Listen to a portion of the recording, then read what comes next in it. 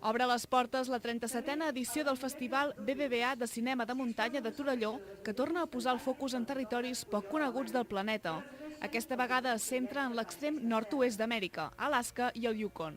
La sessió inaugural ha anat més enllà de l'alpinisme, combinant fragments cinematogràfics amb el testimoni de l'escriptor Jordi Canal Soler o el fotògraf Oriol Alemany, entre d'altres.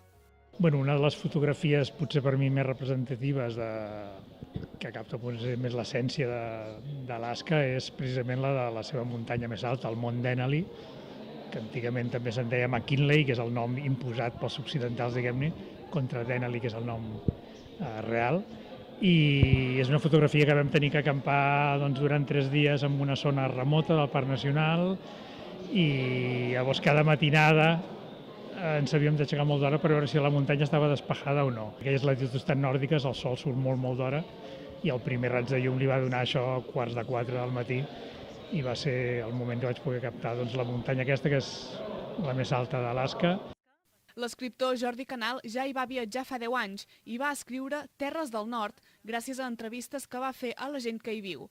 D'aquesta manera va poder comprovar si els inuits, els cercadors d'or i els treballadors de petrolieres viuen igual que fa anys. Una mica l'excusa del viatge era anar a veure si tot el que havia llegit de petit, diferents llibres que explicaven una mica peripècies dels primers buscadors d'or, dels primers caçadors, dels primers trampers, allà al Yukon i Alaska, i veure si en l'actualitat era igual o no.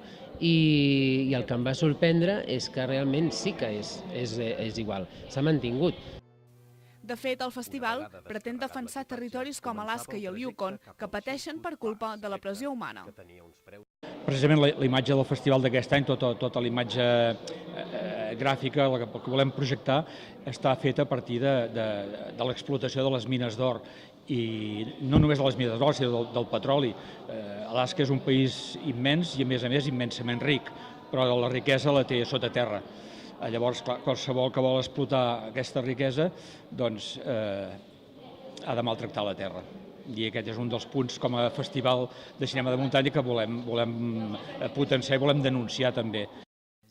El Premi Flor de Neu d'Honor d'aquest any va ser per a l'alpinista català Òscar Cadiach, premiat per la seva trajectòria com a realitzador de documentals.